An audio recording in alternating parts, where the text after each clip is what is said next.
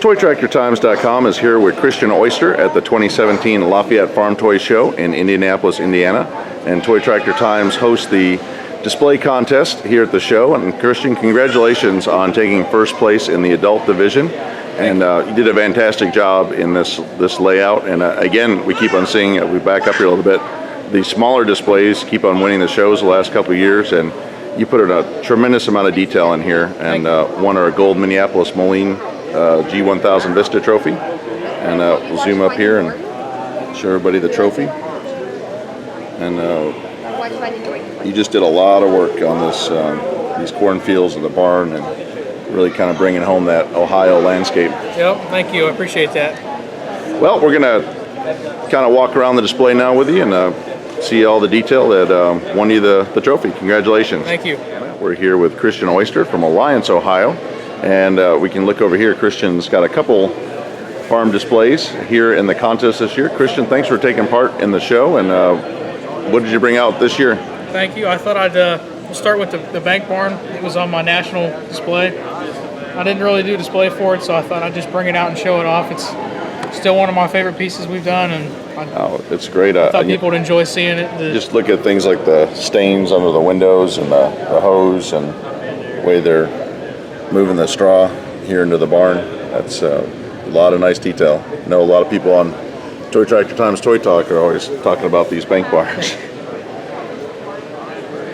Well, let's take a look at what's going on over on the farm. All right, here's one of the new displays. Just decided I wanted to do a shop scene, just a farm, just someplace to keep the equipment, work on the equipment. Something nice to take pictures on, so I don't have to have a big display to take up a bunch of room. So I built it's a 48 by 100 pole barn with about a 30 by 40 shop on it. What'd you use for the cement? It's just styrene. I cut the joints in it and then painted it and did a little bit of a black wash on it to kind of get the lines to pop a little bit, and worked out pretty well, I think. Sure did. I like how you've got the stove in the back here for heat. Yep. It's amazing with 3D printed stuff, right down to the John Deere 445 lawnmower. Yep, that's Aaron Jensen's new product. It's a great piece. And they got all the different parts and stuff. Yep. Got wheelbarrow, scoop shell, yep. Sink. That's I think this is the first shop I've seen with the sink. So Scratch built that actually. Wow. Now Aaron has them, so people want one, they can go to Jensen's iCast and get one. What model grain cart? We got a Kilbros. That's a Kilbros 490. We scratch built that. There's not a whole lot of choice for 164 scale, smaller 500 bushel or so grain carts, and that's what I was going for when I was looking for. So I ended up scratch building it out of styrene, and still one of my favorite pieces I've done. So. Like the weathering on the inside, and I have to say this is also the first display I've seen with deer head on the wall. That's on the Ohio State plaque mount there. All right. Cut that out of wood. Sure. That was I wanted to go over here. It looks like we got maybe a FFA cow or just moving a cow. Got a show cow. 4-H calf there, feeder. It looks like we got a lady in a bathing suit here. Time to wash the truck. Washing the truck. That's Candy. Like all the detail in the landscaping here. Thank you. So I guess we'll look at some of the tractors. You got a white field boss here? 285. Pulling a stock chopper there from John Deere. So did you make the tractor? I customized the tractor. It's started out as a 180 or something close to that. Cut it down. The hood was too wide on it originally, so I had to shorten that down. Okay. Looks good. It turned out real good. I was real happy with it. Did that for last year's show actually. I remember seeing that on the baler. We got a Bobcat. What about the wood loader tractors here in the barn? That's a 4020 John Deere there. The scratch built loader on it, buckets removable. I customized the tractor. I was real happy with the way it turned out. There's still quite a few of those in the area running around. So. Oh, it looks. I love the hitch on the back, and it's great. They got the 9600, which we saw harvesting wheat out at the National, and now it looks like we've got the corn head on it. Scratch built customized the corn head for it. Ended up scratch building the middle part for the auger and all the bracing detail in the back this year. Detailed baler, which is a 4450 down here. Yep. Got The Ford Louisville truck. And a Westfield auger? Yep, a WR 100-31. Scratch built that over winter break. Actually just needed something to keep busy with, I guess you could say, and I've always kind of wanted to do one, so. Sure. And I got a turbo tail, or is that Yep, turbo that's tail? turbo tail. I know there's turbo choppers out there too. And then I was going to ask, got the beehives. Yep. A beekeeper, so had to have the beehives have been on every single display I've done, so. Well, there wouldn't be any farming without bees. That's right. And then what is this? That's it's actually a brush mower for the skid steer. Okay. I scratch built that. That's why I've ended up putting the glass on the skid steer here. There's quite a few in the area that have in fact, almost every single skid steer or Bobcat that I've seen has had the cab glass on it, and then a lot of landscapers or a lot of demolition companies run the brush hogs for clearing land. Where'd you get the Bobcat? Because usually you don't see It's a them. farm factor. Okay. Their kit that I ended up putting it together, weathered it, made my own water slide decals for it. It's actually, I found an HO scale Woodland Scenics figure that I cut down. He started out as a businessman. And I ended up cutting his hat off and repainting him, and he turned out pretty decent. He fit in there perfect, so. That looks good. Well, I guess we'll come over to the main attraction here at the show. Sounds good. And we've got fall harvesting. Get the corn harvest going on. Start with the white combine here. It's a white 2500. Has a scratch 3D printed head on it. 3D printed cab, actually. Let's see, what else did I do to it? Scratch built the auger for it. I detailed it out quite a bit. I've only had 2 pictures to work off of the whole time, so I was decently happy with the way it turned out. You did a good job, and I know Mike Less, who has a YouTube channel, farms a lot of versatiles, gets around the country, and he was at the show here today, and he's going to try to track a real one of these down in Iowa. Sounds good. I was just going to give a little history on this for our viewers that don't know about the white 2500. There's also a white 2600 combine. Yep. These were made by AGCO, introduced is new for 1992. It's a Gleaner. This is a Gleaner R52, and it was sold as the white 2500. And then the R62 was sold as a 2600, which could take a 12-row head, and we've got the 8-row here on the 2500.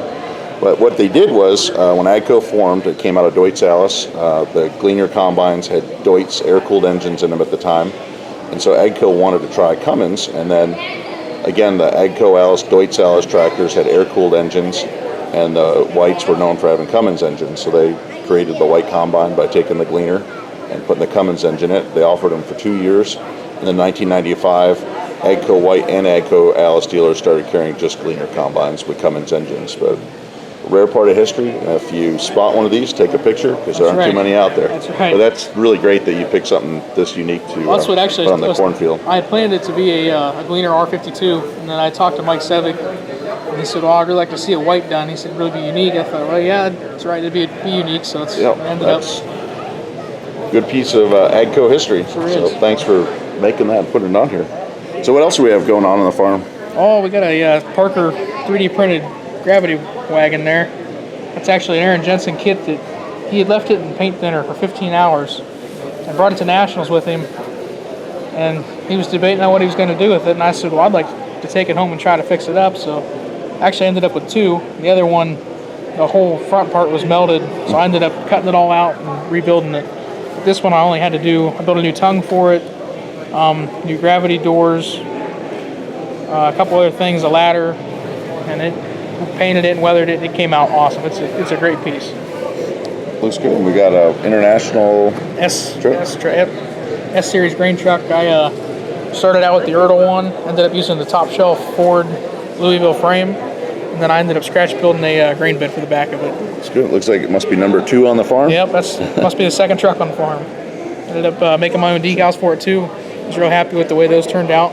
Now, what I like, you did some detail here on the edge of the field where the combine might have swerved around something and missed a few stalks. Yep. And wanted to also point out how you have the waterway, and we can see the tire marks and the corn stalk debris coming out through there, and same thing on this side. You can see another stalk missed here by the corner of the barn. So it's nice detail, and just having the fall type weeds and that's one thing I really tried to focus on in this display was something better for trees. So these are super trees. I used the super leaf with them, and they turned out was real happy with the color. I wanted to do a fall scene, so fall trees, different colors, stuff. Some that have changed, some that still haven't, some that are still green.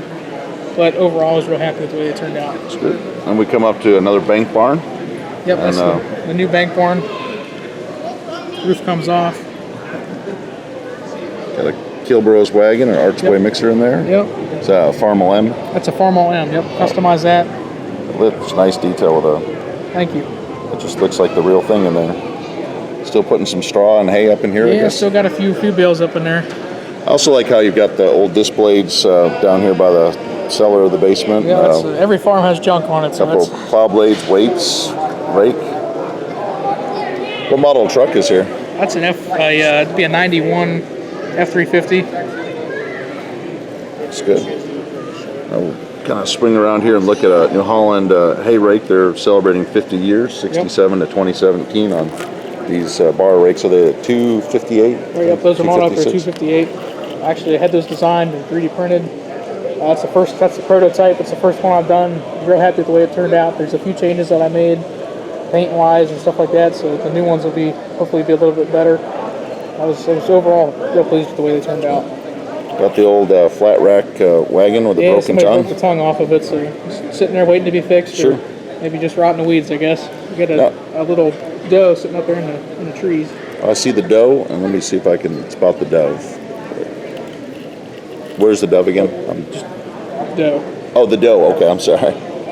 I did see that. I was looking for a bird too.